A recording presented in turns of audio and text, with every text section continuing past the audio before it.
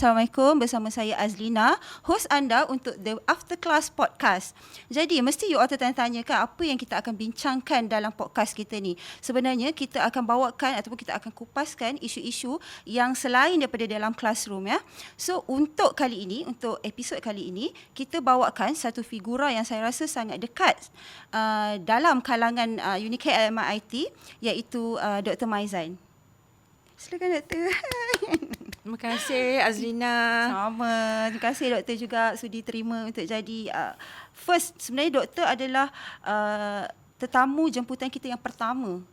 Alhamdulillah. Alhamdulillah. Terima kasih Azlina. Sama-sama. Terima kasih UniKL MIT kerana menjemput saya hari ini. Sama-sama Doktor. Okay. Cantik Doktor hari ini. Assalamualaikum. Terima kasih. Azlina pun sama. Terima kasih Doktor. Jadi sebelum kita mungkin discuss balik, mungkin kita huraikan tajuk kita hari ini. Saya kira tajuk hari ini sangat menarik lah Doktor, iaitu psikologi dan perkembangan kognitif dan peranan media baru dalam kehidupan pembelajaran netizen dan juga Gen Z lah ya. So saya kira tajuk tu sangat menarik Doktor untuk kita kupaskan pada episod kali inilah. Cuma sebelum kita pergi dengan lebih jauh, mungkin kita nak berkenalan dulu dengan tetamu kita pada hari inilah. Jadi saya minta Doktor untuk kenalkan diri terlebih dahulu Doktor, boleh? InsyaAllah boleh.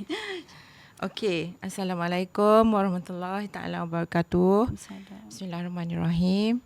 Saya Dr. Maizan binti Nur. Saya telah bekerja dengan UniKL MIT selama 21 tahun. Oh, lama tu. Ya. Jadi saya berada di pembelajaran atau pengajaran multimedia lah.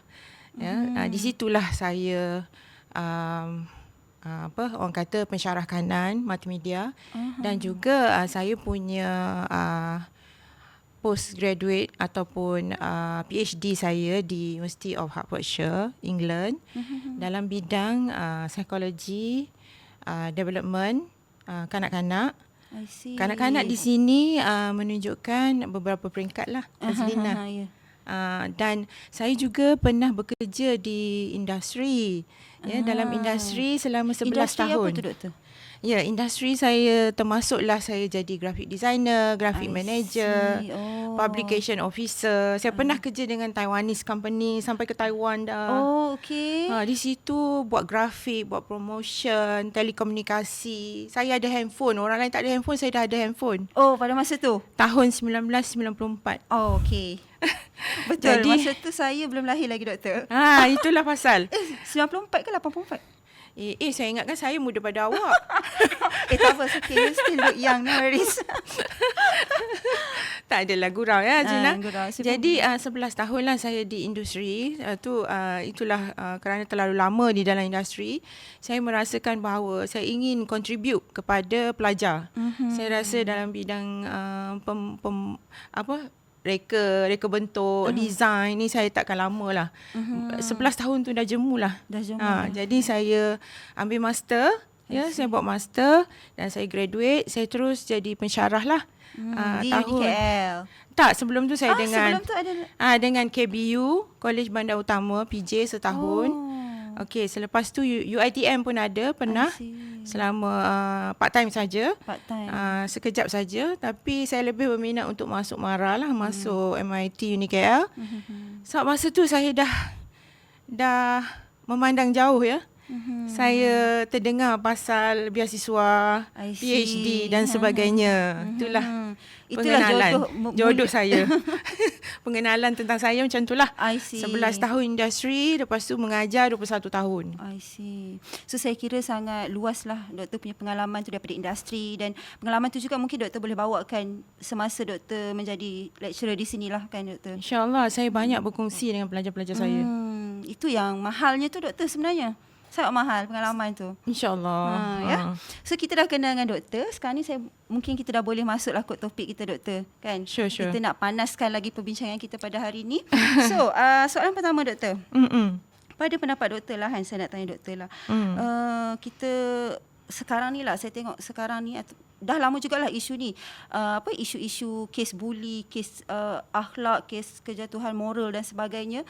Seringkali kita tengok kalau kita scroll dekat kita punya news feed, tak kisah mana-mana platform, mesti akan ada kes-kes yang sebegitulah doktor kan. Jadi saya nak, since doktor pun tadi bercakap tentang peranan media baharu ni kan, jadi saya nak tanya doktor lah, adakah isu-isu kejadian seperti ini ni ada kaitannya dengan media baru? Doktor, silakan doktor. Terima kasih Azlina. Sama. Saya rasa soalan Azlina tadi agak panjang dan banyak ya. Sebab banyak kan. Jadi saya cuba untuk menjawab satu persatu. Tapi saya lebih mengkhususkan jawapan saya kepada kajian saya lah. Iaitu tentang psychology development. Psychology and cognitive. Maksud dia kognitif ialah pemikiran. Kalau psikologi ni kepada emosi ya, dan tingkah laku, behavior ya. Jadi kajian menunjukkan psikologi pembelajaran dan kognitif kanak-kanak ada beberapa peringkat ya. Contohnya kanak-kanak di prasekolah seperti berumur 4 tahun sehingga 6 tahun. Sebab dia masih prasekolah, tapi tahun depan katanya dah jadi darjah 1. 6 tahun dah 6 tahun kan. Okey. So berbeza ya, kanak-kanak berbeza. 7 hingga 12 tahun adalah di peringkat sekolah. Tapi sekolah rendah. Betul. Dan ada lagi satu yang kita panggilkan dia sebagai adolescent ya. Adolescent atau remaja. Remaja adalah daripada tingkatan 1 hingga tingkatan 5 lah. Okey. So 13 hingga 17 tahun. So berbalik kepada persoalan yang tadi yang mengatakan bahawa sosial, akhlak dan sebagainya, apa yang terjadi, saya boleh katakan bahawa ada kemungkinan kerana masyarakat telah makin banyak. Ya, mungkin bilangan penduduk kita pun bertambah ramai. Meningkat. So, kan? Meningkat macam meningkatlah kan. Okay. Jadi dia kalau kita katakan kepada pelajar, kita boleh rumuskan bahawa pelajar atau pembunuhan kalau kita tengokkan kes-kes yang agak recent ya, agak terkini 2-3 bulan lepas, tahun lepas, iaitu agak serius dan menakutkan, membawa kepada penjelasan yang lebih saya gunakan, iaitu sogmet yang berlebihan atau permainan gadget yang berlebihan, yang tiada kawalan. Ya, tanpa kawalan. Kawalan daripada ibu bapa ataupun pendidik ya, ataupun guru-guru ataupun classroom. Ya, itu adalah amat bahaya kerana dia menjadi satu yang memudaratkan. Ya. Kerana penggunaan mereka dengan alat-alat tadi, dia memberi satu rangsangan atau stimulasi ya. Stimulasi rangsangan ni dia membawa kepada persepsi atau deria ya. Deria mata, deria telinga, deria tangan untuk merasa, bermain dan juga proses. Kita proses iaitu memory lah. So kalau dalam bahasa Inggeris, perception, attention, sensory motor operation, play and cognitive. Jadi 5 perkara tadi dia adalah psychological higher function kita panggil. So dalam bahasa Melayu senang, bahasa yang senang mudah kita fahami adalah pemprosesan secara tinggi. Psikologi tadi dia membawa kepada kognitif. Kognitif tu adalah pemprosesan otak yang terlalu tinggi. Kerana tumpuan mereka tadi bila mereka bermain dengan gadget kan. So mata mereka melihat konten, contohnya di YouTube, mendengar suara, audio, lagu atau penceritaan. Dan juga mereka meletakkan pendengaran tadi untuk memahami kan. Lalu mereka menjawab dengan keyboard. Tangan mereka memegang tertikus, kan? Pegang tertikus untuk bertindak balas lah. Bertindak balas. Atau bila dia main game kan, tekan kiri kanan, depan belakang semua tu kan. Jadi dia proses benda tu, otak akan menyimpan atau menyelesaikan masalah, problem solving. Jadi itu semua adalah satu tumpuan, ya, tumpuan yang sangat kuat. Kalau mak dengan ayah panggil pun tak dengar. Dia dah khusyuk buat benda tu. Khusyuk. Kalau kita panggil pun kadang-kadang anak kita tak perasan, kan? Tak perasan sebab terlalu fokus dengan gadget. Fokus dengan gadget. Jadi satu nasihat yang paling senang lah kita katakan sebagai basic lah. Basic semasa kita awal-awal kanak-kanak dulu kan. Mak dengan ayah kita memberi masa pembahagian masa yang cantik. Pagi kita bangun, kita solat, kita pergi masjid. Betul-betul. Ataupun bukan, kita pergi sekolah. Silap cakap. Malam gitu. Malam gitu. So kita pergi sekolah, kita habis masa kat sekolah sampai pukul 12, pukul 1, kita balik, kita makan. Betul. Mak bagi kita makan, lepas makan kita tidur sekejap, mak kata ambil nap sekejap. Lepas ambil nap pukul 4 kita bangun. Cegas nak pergi main ni. Nak pergi main kawan. Kawan dah tunggu. Kita sangat bila perkataan main tu, play, kanak-kanak dia ada satu yang sungguh teruja. Ya, play adalah satu yang kanak-kanak merasakan diri dia besar. Okey? Ingat tak masa kita main masak-masak masa kita kecil? Main masak-masak. Okey. Bila kita main masak-masak kan, kita anggap diri kita adalah mak. Kita main kahwin-kahwin. Kalau saya gitu. Kita main kahwin, kita anggap kita adalah mak. Kita tak anggap kita anak. Kita tak, yang kecil tu bukan. Tak mau. Bila kita jadi anak, kita tak mau. Kita nak jadi mak. Kita suapkan anak, kan? Kalau kita kena jadi anak pun, kita yang paling kakak lah. Ya, contohnya. Kita anak yang paling bongsu tu, kan? Contohnya macam tu, Azina. Jadi kanak-kanak, dia menganggap diri dia adalah orang besar. Dan idola dia adalah pendidik. Ataupun ibu dan ayah dia. Jadi kanak-kanak adalah itu sifat egosentrik kanak-kanak. Bila dia menyelesaikan masalah pun, dia akan menyelesaikan ikut cara dia. Okey? Katakanlah dia nak menggapai sesuatu benda, okey, dia akan bercakap dahulu. Di mana bercakap tu adalah dia berfikir. Okey, kajian menunjukkan, kajian Vygotsky dan student dia tentang seorang kanak-kanak diberikan satu kerusi kecil, satu almari, dan di atas almari ada satu biji apple. Okey. Di sebelah almari ada satu kayu. Ya. Di depan sikit ada kerusi kecil. So kanak-kanak tadi disuruh mengambil apple tu. So kanak-kanak tadi berjalan dan dia bercakap. 1 minit je dia terus bercakap. Bagaimana dia nak ambil apple tu. Itu menunjukkan bahawa kanak-kanak bercakap untuk menyelesaikan masalah. Okey. Jadi dia nampak kerusi, dia kata, "Oh, sini ada kerusi." Dia pun tarik kerusi tu. "Aku nak ambil kerusi ni lah." Dia nak capai ke atas lah. Dia cakap dulu, "Nak ambil kerusi ni." Dia kata, boleh ambil. Dia pun ambil. Dia ambil kerusi tu, lepas tu dia cakap, "Macam mana nak ambil tinggi." Okey. Cute kan? Lepas tu dia nampak pula ada kayu di sebelah almari. Jadi dia pun, ada kayu. Ada kayu lah. Dia cakap. Itu dia cakap tau.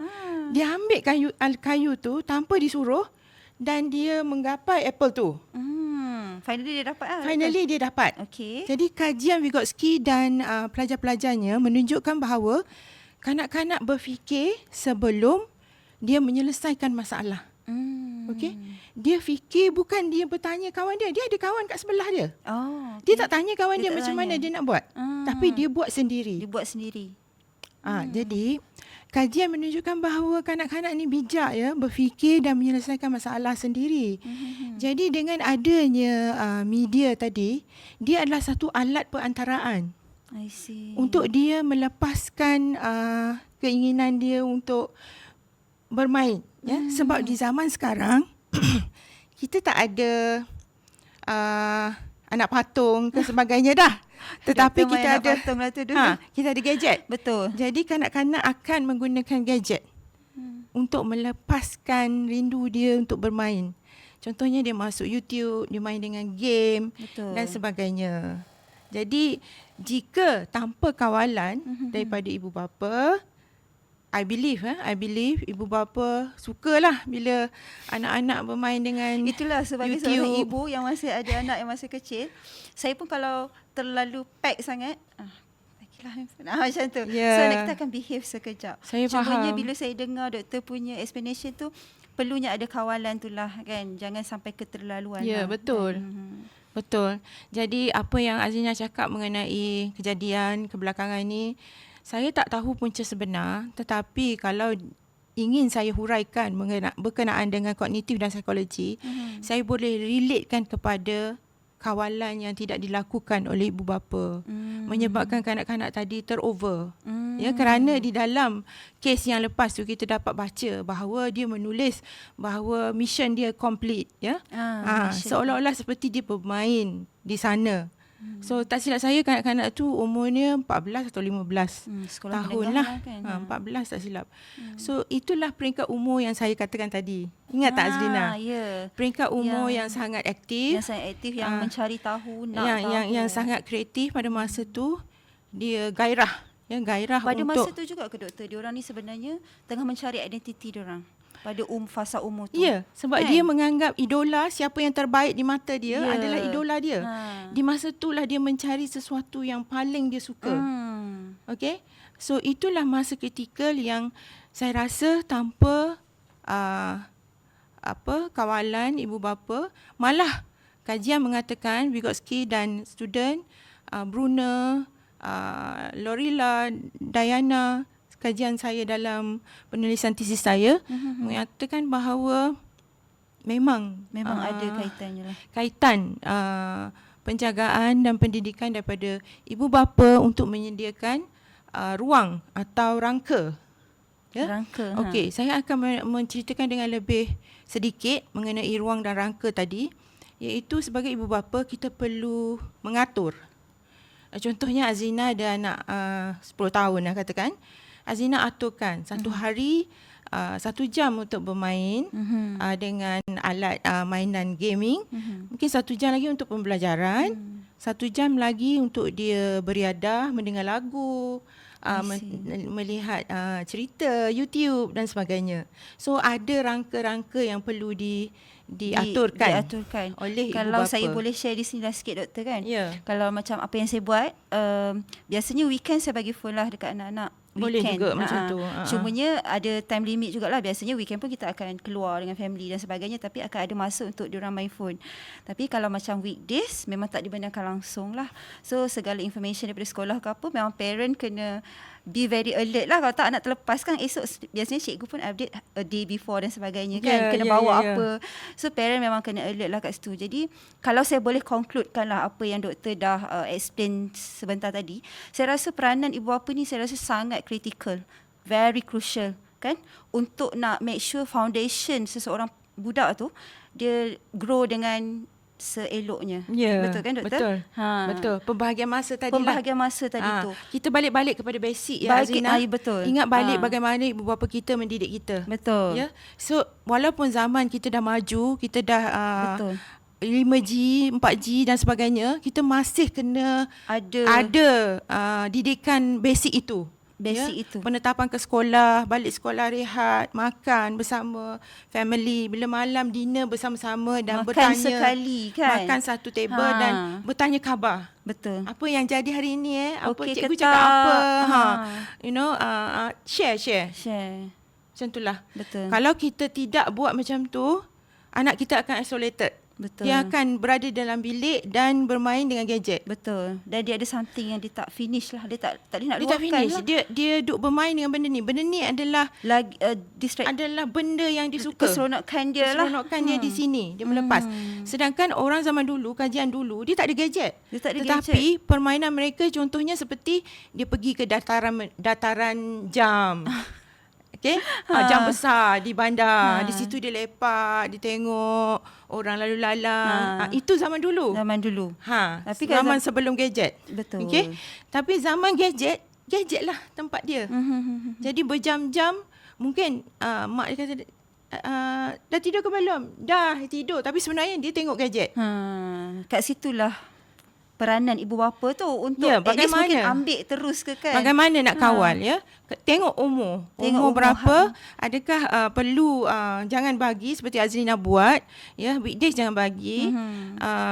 Mungkin weekend saja 2 jam setiap hari. Sebagai parent ni sebenarnya doktor kan, tiba ada luahan kan. Kita jadi mencari-cari dekat mana yang titik yang paling sempurna, sebab kita pun in a way kita tahu cara mak ayah kita besarkan kita dulu macam mana, kita rasa macam very practical, kita rasalah sebab kita rasa macam okey je dulu kan.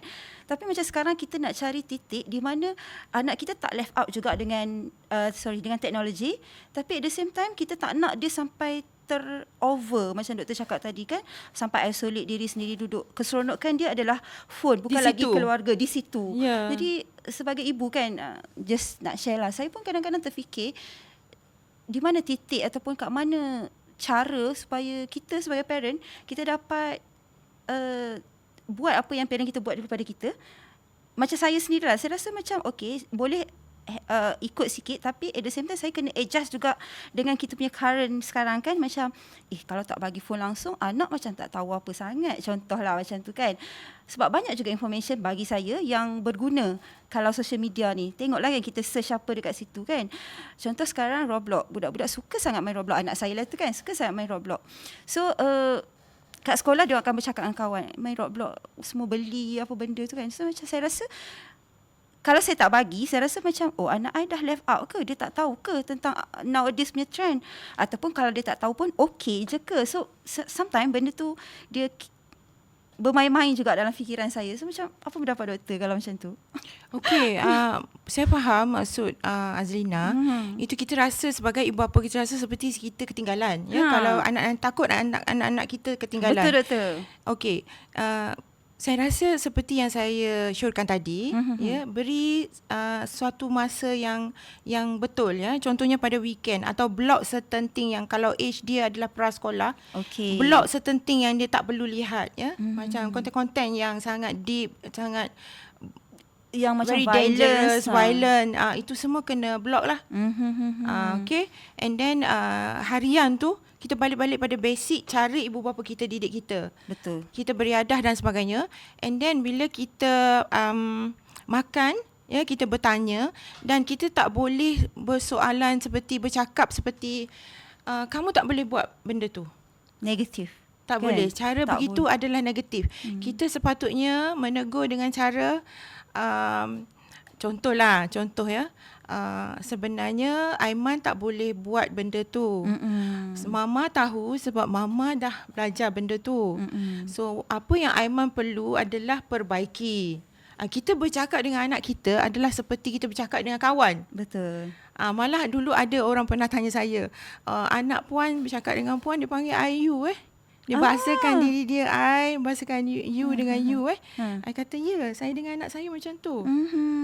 So alhamdulillah, saya dengan anak saya anggap anak saya seperti kawan, dan anak saya juga hormat saya sebagai ibu. Dan dia suka bertanya pada saya. Sebab dia anggap doktor adalah rujukan pertama dia. Dia tak rujuk sebab kawan. Idola dia. Betul. And then dia bertanya secara seperti kawan. Ya, bercakap, bercerita kalau dia ada masalah, dan saya akan cakap saya cuba menyelesaikan masalah. Kenapa awak ada masalah dengan kawan awak ke? Tanya dengan cara macam kita bercakap dengan kawan. Ya. Baru anak tu lagi selesa nak share. Dia respect kepada kita lah. Dia respect dengan cara dia rasa selesa untuk bercakap. Betul. Dia boleh jadi kawan kita, tapi dia kena tahu kita mak dia. Macam tu lah kan? Ya. Macam tu lah. Ya, mana benda yang salah, saya suruh dia hulur tangan. Kalau dia buat salah, hulur tangan, saya ambil pembaris, saya letak punishment. Satu kali punishment. Okay. So itu cara saya lah. Tapi saya rasa ayah saya pun begitu dulu. Kalau saya buat salah, dia rotan saya. Tapi kalau saya betul, dia puji saya. Betul. So InsyaAllah kita balik-balik kepada basic. Balik-balik kepada basic lah. Saya rasa yalah, parent lah memainkan peranan yang sangat penting lah doktor. Ya. So yalah, penonton dan pendengar pun dah dapat tips dari doktor hari ni secara tak langsung, disebabkan saya nak tanya soalan tu kan. Okey doktor. So kita nak terus pula ke soalan yang seterusnya. Tadi doktor dah hurai panjang, saya pun dah dapat tips. Pendengar-pendengar kita pun hopefully dah dapatlah something untuk dia apply selepas ni. InsyaAllah. Peranan ibu bapa tu sangat penting lah ya. Saya ulang lagi sekali. So yang seterusnya saya nak tanyakan doktor, mungkin secara ringkas lah. Sebenarnya doktor, apakah yang dimaksudkan dengan psikologi dan kognitif tu? Development, dari segi development tu. Boleh doktor mungkin terangkan sedikit ke? Yalah, sebab perkataan-perkataan dia sangat jargon. Kalau Sangat in English cakap jargon lah. Ya. Jargon tu perkataan yang panjang dan kita tak pernah dengar. Ya. So saya boleh jelaskan dengan ringkas juga. Dengan ringkas dan mungkin bahasa yang lebih mudah difahami. Mudah difahami insya-Allah. Okey, psikologi bermaksud kajian saintifik. I see. Ya, kajian saintifik tentang tingkah laku dan proses mental manusia. Okay, psikologi adalah proses kajian saintifik tentang tingkah laku dan mental manusia. Kognitif pula bermaksud mental untuk berfikir. Kognitif, bila kita kata kognitif adalah otak yang kita berfikir mungkin untuk menyelesaikan masalah ataupun untuk mengetahui. Seperti kanak-kanak tadi yang nak mencapai barang tadi, dia tengok ada kayu, dia berfikir. Itu kognitif. Itu kognitif. Okay. So dia mengingat peristiwa ke, apa yang berlaku ke, atau dia memahami sesuatu ke, atau dia menyelesaikan masalah, itu adalah kognitif. Itu adalah kognitif. Jelas ke Azrina? Jelas. Sebab dah ada contoh sekali. So kita macam okey, itulah maksudnya. Okay. Alright. So mungkin kita pergi ke soalan yang seterusnya. Ni saya kira soalan ni sangat menarik lah untuk saya kan, dan mungkin juga pendengar kat luar sana. Bagaimana media seperti animasi, video kan, social media mempengaruhi sikap dan pembelajaran harian untuk Gen Z lah. Mungkin kita boleh fokuskan pada Gen Z, sebab saya rasa masa zaman-zaman kita belajar dulu, kita tak ada sangat terdedah. Ada, tapi taklah se-advance hari ni. Macam hari ni saya ada ChatGPT dan sebagainya. Senang nak buat kerja kan. So macam mana tu doktor? Mungkin boleh doktor share sikit? Okey, apabila kita bercakap mengenai animasi ya. Animasi adalah visual. Visual? Dia berkomunikasi tak? Boleh lah, sebab kan dia bercakap kan. Dia bercakap lah. Animasi tadi contohnya cerita Papa Zola. Contohlah, itu tengah hot ni kan. Saya belum tengok. Tapi anak-anak dah tengok dengan papa dia. Katanya cerita tu agak hebat kan. So contohnya cerita seperti animasi yang memberi dorongan, memberi pengajaran. Dan juga dia ada visual yang bergerak, sound, ada suara, ada bunyi, ada suara latar. Segalanya ada di situ. Okey. Menyebabkan mereka berimajinasi. Ya. Kanak-kanak atau penonton, apabila kita melihat penceritaan animasi, cerita filem ke, short filem ke, dia memberi satu idola atau kita merasai, kita menjiwai watak tu. Okey, itu yang menyebabkan mereka merasa bahawa mereka menghormati atau ingin menjadi seperti beliau yang watak di dalam yang dia lihat tu. Jadi orang yang mereka pandang tinggi, seperti saya cakap tadilah, kanak-kanak pandang tinggi kepada idola mereka kan. Sama juga di dalam animasi, sama juga di dalam soalan Azrina tadi kan. Interaksi video, animasi ataupun social. Contohnya Sokmed, kita tengok selebriti ataupun kita tengok influencer kan, Insta famous, TikTokers. Wah, cantiknya, lawanya, cantiknya baju dia, majlis perkahwinan yang grand, kan. So kepada remaja itu semua adalah idola, sesuatu yang aku inginkan. Kan, alangkah bahagianya sekiranya aku jadi seperti itu kan.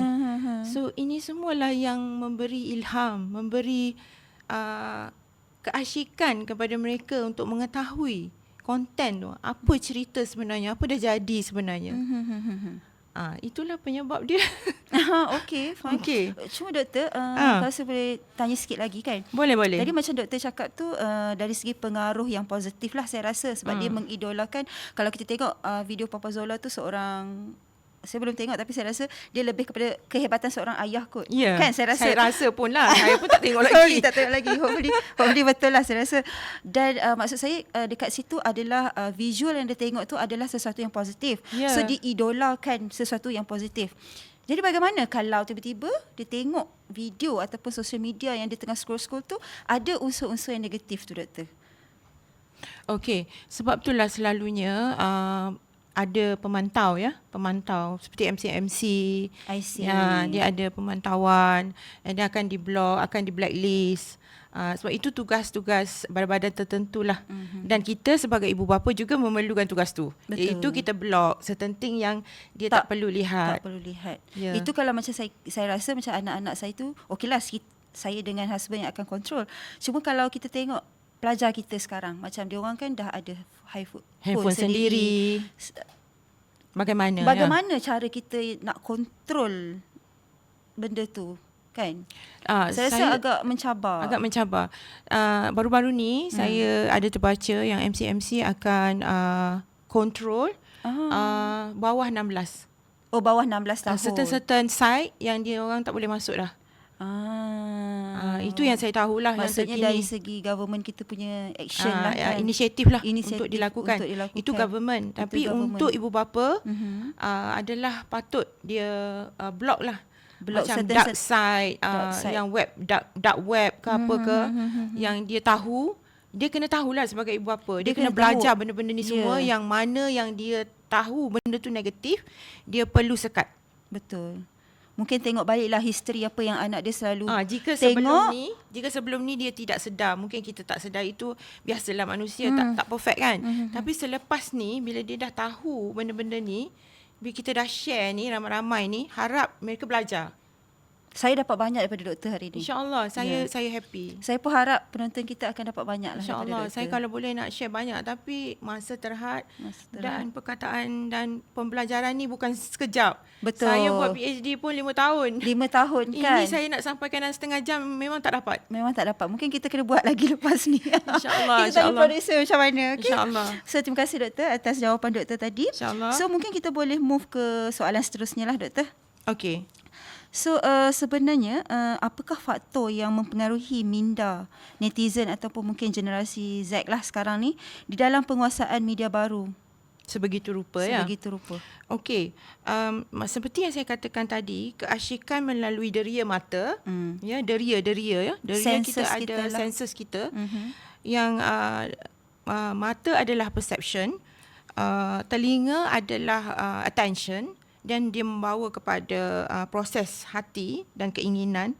Sensori motor adalah tangan dan tertikus untuk menggerakkan tindak balas stimulus tadi. Dan penceritaan yang sangat menjiwai, contohnya berkasih sayang lah, love lah, sebagainya kan. Menangis-nangis kita. Visual, warna, muzik dan sebagainya mempengaruhi minda. I see. Okay. Jika dikawal, ia amat baik. Hadkan masa tertentu, contohnya belajar 1 jam, sokmed 1 jam. Kan ada dalam phone kita boleh hadkan limit. Kan. Saya sebenarnya. buat. Azina buat tak? Saya alhamdulillah, sebab kalau saya masuk tak sempat tengok phone.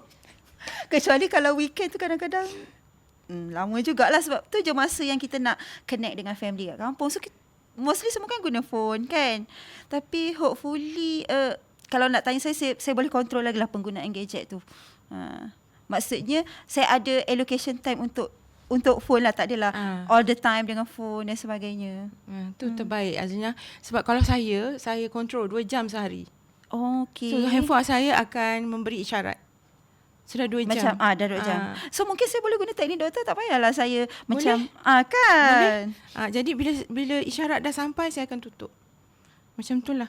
So kita cuba buat cara tu, ataupun kita sebagai ibu bapa, kita cuba nasihatkan anak kita. Kita tak boleh marah, tapi kita dengan cara yang berilmiah, Ya, kita akan kata adik-adik guna berapa jam. Ibu kan sekarang ibu buat lihat 2 jam. So handphone akan hantar pesanan kepada ibu. Dia kata 2 jam dah. Alamak, ibu kata 15 minit lagi. 15 minit lagi. Kita boleh tambah tau. Dia akan tanya kat situ. 15 minit lagi. Kita kata okey. Jadi adik buat tak macam tu? Jadi kita bersembang, bertanya seperti seorang kawan dengan dia. Jadi dia akan suka kepada pendekatan kita dan dia hormat kita, dia jadikan kita sebagai idola dan insya-Allah dia akan buat. Percayalah cakap saya, sebab saya dah kongsi benda ni dengan kawan saya. Seolah-olah seperti anak dia ada sedikit gap ya dengan dia. Anak dia berumur 17 tahun dan dia ada gap dengan mak dia sebab mak dia kata adik-adik dah solat ke belum? Selalu kalau ibu dia WhatsApp, ibu dia akan tanya adik dah solat belum? So anak dia menjauhkan diri. Jadi bagaimana sebagai seorang ibu? Dia tanya saya. So saya kata sebagai seorang ibu, kita cuba mendekati dia. Kita ajak dia makan, kita ajak dia pergi tengok wayang. Lepas keperluan emosi dia dulu kita fit kan? Lepas tu kita tanya kawan adik sekarang siapa kan? Tu bolehlah kita tanya solat juga. Tapi jangan selalu. Asalkan soalan je, soalan solat. Tak tanya pun aku okey ke tak. Okey seolah-olahnya. Seolah-olah makan ke tidak kan? Macam tu lah. Betul saya faham. Okay. So itu adalah satu cara lah untuk kita bersama-sama anak-anak kita, sebab kita tahu psikologi tertinggi tadi yang saya cakap tadi, deria mata, deria pendengaran, deria hati, permainan sebagainya telah menguasai dia dengan alat ni. Ya, betul. Jadi tanpa kawalan yang sesuai daripada ibu bapa, pendekatan, percakapan, komunikasi dan kasih sayang yang sesuai, anak-anak akan menjauhkan diri mereka dengan kita. Ibu bapa sebagai ibu bapa. Keseronokan dia tu dekat gadget. Dia hanya berpaling kepada gadget. Jadi agak sedih sebenarnya. Sangat sedih lah. Jadi untuk mengambil balik, membeli jiwa dia tu, kita cuba isikan kemesraan tadi. Jadi tak adalah dia pergi kepada gadget je kan. Ataupun dia tanya orang lain dulu sebelum mak dia. Dia tanya orang lain dulu sebelum mak dia. Kita kalau sebagai ibu terasalah tu kan. Lepas tu soalan kita mestilah soalan yang menyeluruh. Bukan setakat satu benda saja. Atau jangan main sokmed. Jangan cakap kataan jangan. Mungkin kita akan bertanya seperti adik rasa adik tengok sokmed berapa jam? Kalau dia jawab 5 jam. Adik 5 jam tu mak baca bahaya. Dia akan merosakkan pemikiran kan. Kita explain, betul. Tapi saya takut juga netizen akan kata, mak aku tak pandai nak explain, tapi aku nak refer kepada siapa kan. Betul lah. Mak saya tak tahu nak explain. Saya nak refer kepada siapa kan. Referlah kepada guru-guru. So dia tengoklah kita punya podcast ni, doktor.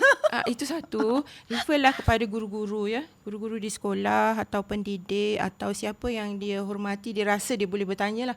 Dalam keluarga kita mesti ada salah seorang yang kita rasa kita lebih mesra. Betul. Cuba kita bercakap. Kerana percakapan, komunikasi itu adalah satu penyelesaian masalah yang sangat baik. Betul. Telah ditemui di dalam kajian. Betul. Bahawa untuk menyelesaikan problem dengan anak-anak adalah dengan cara berkomunikasi. Communication is the key. Yes. Thank you, doktor. Banyaknya saya dapat input daripada doktor ni. So InsyaAllah. Ada lagi kan soalan kan? Ada lagi soalan. Cuma tadi kita tengok masa kita pun agak mencemburi. Cuma kita akan cover setakat mana yang sempat lah, doktor. Okey ke, doktor? Sure. Okey. So tadi dari awal sampai ke tadi doktor dah kongsi macam-macam tips, macam-macam kajian yang dah dibuat, macam mana kita nak develop daripada kanak-kanak tu. Macam kalau buat kata pepatah tu, macam kita nak melentur buluh biarlah daripada rebungnya, doktor kan. Betul. Maksudnya pembesaran anak-anak tu kita dah pantau dari kecil dengan harapan supaya dia membesar menjadi remaja ataupun adolescent, doktor cakap tadi, yang lebih jati dirinya kukuh, yang lebih kuat, yang tahu mana yang baik dan buruk lah, dan tak mudah terpengaruh dengan media baharu. Ya. Betul. Dia menjadi seorang yang menyeluruh ya. Dia ada sikit sini, ada sikit sini. Memang kita tak perfect. Betul. Tapi kalau kita mendidik dia dari pada awal seperti basic yang saya cakap tadi, kita ada semua. Ya, cara bercakap, cara berinteraksi, cara menghiburkan diri, cara beribadat. Semua menyeluruh. Menyeluruh, holistik. Jadi supaya anak tu membesar dan tumbuh dengan sihat lah. Harapnya kan doktor, insya-Allah. Saya rasa punca utama kepada sedikit keruntuhan adalah kerana ibu bapa yang sibuk. Tak dinafikan juga. Untuk nak mendapatkan work-life balance tu doktor sekarang sangat mencabar. Tak dinafikan lah kan. Saya faham. Sebab saya boleh rasa lah ibu bapa kita zaman dahulu, mak kita tak bekerja. Memang. Tapi sekarang mak tak ada, ayah tak ada. Mak ayah dua-dua keluar. Yang ada maid.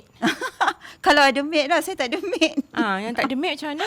Kan, so sangat mencabarlah sebenarnya. Tapi kita tak bolehkan jadikan itu sebagai satu alasan. Sebab saya percaya anak tu adalah amanah lah. Jadi ibu bapa macam mana sibuk pun, dia tetap perlu ada masa untuk at least pantau lah anak dia tu macam Ingat mana. Tahu, ni akhirat besok Ditanya.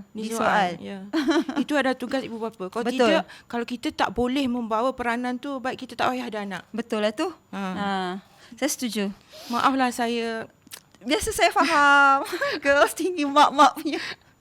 Okey, tak apa doktor. So macam saya cakap tadi, dari awal saya dah dapat banyak. Ni sampai saya nak closing untuk soalan yang ni pun saya nampak doktor masih lagi memberi kita banyak sangat input. Terima kasih banyak doktor. Cuma saya nak tanya sikit lah berdasarkan pengalaman doktor lah kan. Apakah perubahan yang paling ketara bila doktor mengajar sekarang lah, pelajar sekarang ni? Bila doktor mengajar, mungkin perubahan yang ketara lah yang doktor nampak dekat pelajar-pelajar yang kita boleh mungkin kata Gen Z sekarang lah. Sebenarnya dia ada baik buruk ya. Pelajar sekarang dia amat bijak. Ya. Sebenarnya pendekatan psikologi development dan kognitif ni adalah suatu benda yang baik kalau digunakan betul-betul. Ya, seperti saya cakap tadi, saya berkongsi tadi tentang kognitif, sharing, exploration, content, data, learning from each other dan sebagainya adalah suatu yang sangat baik, ya, positif. Tetapi jika tidak dikawal, dia akan menjadi negatif. Betul. Jadi pelajar masa kini, saya notice mereka sangat bijak. Kerana mereka sebenarnya apa yang kita ingat mereka tak tahu, sebenarnya mereka tahu. Ya, mereka tahu. Dan mereka memilih. Kalau awak katakanlah sebagai seorang pensyarah, awak masuk kelas, awak senyum, awak tegur Assalamualaikum, how are you today? Awak berinteraksi secara santai dan mesra, student awak akan rasa happy. Lebih dan dia nak menjawab. Dia rasa connected tu doktor, saya rasa. Connected. So kadang-kadang student saya akan kata, Madam apa khabar? Dia sihat? Saya kata, saya sihat, saya okey je. Lepas tu, kalau wajah saya ni, saya akan letaklah lipstick, make up sikit kan. Saya kata kalau saya tak make up, saya nampak hambar. Nanti saya sendiri pun rasa tak syok saya tengok diri saya sendiri. Jadi pelajar jawab tau. Betul doktor? Saya setuju. Laki perempuan, dua-dua jawab benda yang sama. Saya cakap, dalam hati saya, ya Allah, betul lah ni. Diorang nak kita kelihatan baik. Berpakaian cara yang presentable. Tak naklah kita nampak kusut masai, kita sentiasa tutup kamera ke. Sebenarnya bila kita online, kita lebih baik buka lah. Sekali-sekala lah. Kita janganlah buka sampai 2 jam kan. Mungkin kita pun penat. Kita buka sekejap. Saya buat macam tu. Saya buka sekejap. Saya kata, saya buka sekejap saya share melihat awak dan mungkin awak mendengar syarahan saya tadi, awak tak faham perkataan English yang saya guna, jadi awak boleh baca melalui gerak bibir. Gerak bibir.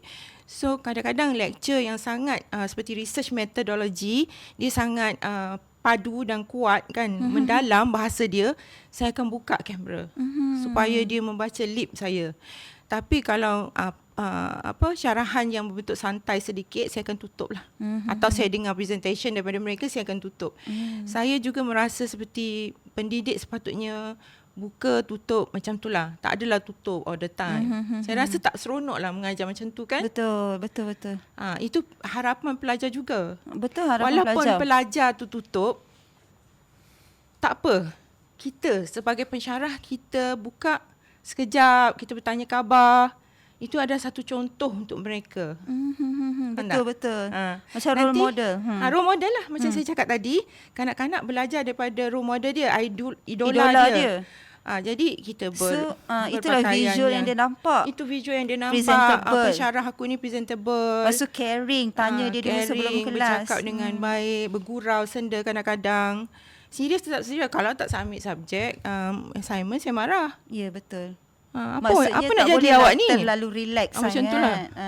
Kan? Takut saya tadi. Bekas student saya tahu saya macam mana. Okey. Kalau dia tengok ni, dia boleh komen lah kat bawah. Dia tahu. So, terima kasih banyak-banyak doktor atas semua perkongsian doktor dah sharekan kepada kita sebentar tadi. Saya memang dapat banyak sangat input, banyak sangat ilmu yang saya boleh praktikkan nantilah doktor. Thank you very much. Jadi sebelum kita nak tutup lah doktor, mungkin saya nak tanya sikit kepada doktor, apakah cara ibu bapa atau pelajar untuk menggunakan teknologi ni secara bijak?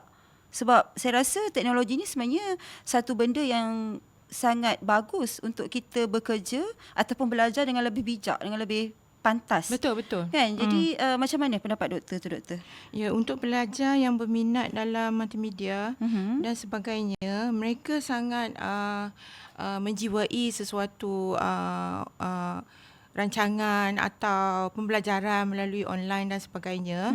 Jadi pada para guru-guru atau ibu bapa, dia perlu pantau seperti yang saya terangkan tadi. Dan juga seperti contohnya, jangan dibiarkan isolation lah. Pelajar itu sendirian contohnya. Tetapi dengan cara memberi satu ruang yang contohnya ruang tamu atau ruang belajar, study room. So jadi ibu bapa boleh pantau anak dia berada di dalam study room tengah study, supaya dia nampaklah skrin tu dia buat apa. Jangan dia membelakangi skrin pula. Jadi pemantauan tu sangat serius tau. Bukan pemantauan yang setakat pantau 2 jam, 2 jam lah baru kau datang. Tak. Dalam masa 2 jam tu, dia berada di situ. Dan dia tidak tidur ataupun dia tidak buat hal lain. Masuk ke dark web ke apa ke tak. Tapi kita tengok skrin dia di mana. Betul. Macam itulah. Ya. Sebab saya boleh katakan seperti TikTok contohnya, membeli barang secara online dengan kos yang kadang-kadang benda tu merapu-rapu kan. Betul. Tudung lah, apalah, tak perlu pun. Macam terasa. Jadi, macam terasa gitu kan. Sebenarnya diri sendiri pun ada juga kadang-kadang terpengaruh. Jadi mesti kena check untuk supaya elak daripada mudarat ya. Sebab dia tak ada duit lagi pelajar ni. Ya. Dia pa and ma lah kan. Pa and ma dan marah sikit lah bagi kan. Kalau pelajar kita adalah marah. Pelajar marah ke sebagainya. Perlu seimbang lagi satu ya. Perlu seimbang, contohnya bersokmed, beriadah. Seperti yang saya cakap tadi, berkomunikasi, bertanya masalah, bertanya kehidupan seharian, makan bersama, pendidikan agama, solat dan lain-lain. Ya, itu penting. Jangan menganggap bahawa kita moden, kita tak perlu bercakap pasal solat. Bukan. Solat tetap solat. Betul lah. Sebab agama kita ni relevan dekat zaman mana pun, generasi mana pun you ada. Ya. Kalau nak bergaya macam mana pun, solat tetap solat. Macam tu. Saya pegang pada itulah. Maksudnya kat situ penekanan dari segi aspek spiritual lah. Spiritual. Maksudnya kan dari segi itu. Okey, doktor, terima kasih untuk jawapan tu. Mungkin sedikitlah doktor, selingan. Sekiranya ada mungkin pendengar-pendengar kita, mungkin ada parent, ada student yang mungkin berminat untuk menyambung pelajaran dalam bidang multimedia, mungkin doktor boleh advise lah apa kemahiran yang penting yang mungkin dia dah boleh groom sekarang. So nanti dia akan jadi student kita. InsyaAllah. Kan? Okey, jika dia berminat, sebenarnya ibu bapa perlu melihat minat anak-anak. Ya, saya rasa ibu bapa sekarang tidak seperti ibu bapa dahulu. Ibu bapa dahulu engineer, doktor, pemuzik, kan. Dia macam ada kan? stigma. Ada stigma di situ.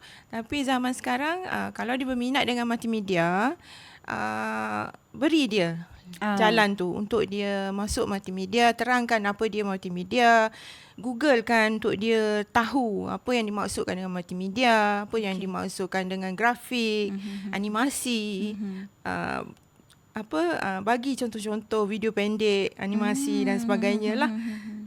Saya rasa itu boleh membantu mereka sebab membantu. Selalunya mereka dah tahu. Gen Z ni dia dah tahu dah semua tu. Dia dah research awal dah. Dah research awal dah. Cuba mungkin kemahiran lah doktor. Mungkin ada specific requirement ataupun kemahiran yang doktor perlukan lah sebelum dia masuk ke aliran multimedia tu. Selalunya mungkin dia kena pandai melukis, contohlah, saya pun tak tahu kan. Dia kalau animasi dia perlu melukis, dia perlu pandai sketches, dia kena ada buku sketches. I see. So boleh belilah siapa yang berminat nak masuk multimedia lepas ni. Dia kena sketch. Mungkin kena daripada tingkatan lagi dia selalu sketch dalam buku sketches dia. Buku sketches dia tu adalah dia punya portfolio untuk dia bawa ke mana-mana. Ke mana-mana sahaja. Tiba-tiba dia duduk kat tepi KLCC, dia nampak ada bayang-bayang lopak ke. Lopak. Okay. Tapi orang art lah katakan. Dia terjemahkan. Terjemahkan lopak tu. Nah, okey. Macam tu lah. So Okay. kalau you tengok potensi anak-anak you macam tu kan. Sebagai ibu bapa, bagi dia peluang. Bagi dia dorongan kan. Bagi dia supaya dorongan. dia boleh pergi lebih jauh lah. Ya. Betul kalau tu. masuk Azina. MIT insya-Allah pergi jauh kan lepas ni. InsyaAllah. MIT ada banyak kan animasi, multimedia dan sebagainya. Dan kita ada master juga in creative digital, master. Cuma mungkin soalan terakhir sikit lah doktor. Walaupun saya rasa doktor dalam banyak-banyak doktor explain tadi, doktor dah menjawab. Tapi mungkin secara ringkas lah sedikit. Apakah nasihat ataupun pesanan doktor lah kepada netizen kat luar sana ataupun mungkin Gen Z kan yang lebih dekat dengan media baharu ni, macam mana cara mengenai penggunaan masa sehari-hari itulah? Okey, saya rasa masa sangat mencemburui kita di dalam apa pun yang kita lakukan. So hargailah masa, sayangilah keluarga. Masa muda hanya sekali dan bijak mengendalikan masa. Belajar supaya berilmu. Ya. Bukannya ingin menjadi selebriti tanpa ilmu. Betul. Walaupun nak menjadi selebriti, influencer, tapi tetap dia memerlukan ilmu. So Betul. ilmu yang macam mana awak nak kan? Kena belajar tu semua. Betul. Tanpa ilmu awak takkan jadi siapa pun. Awak tak ke mana-mana. Ke mana-mana pun tak.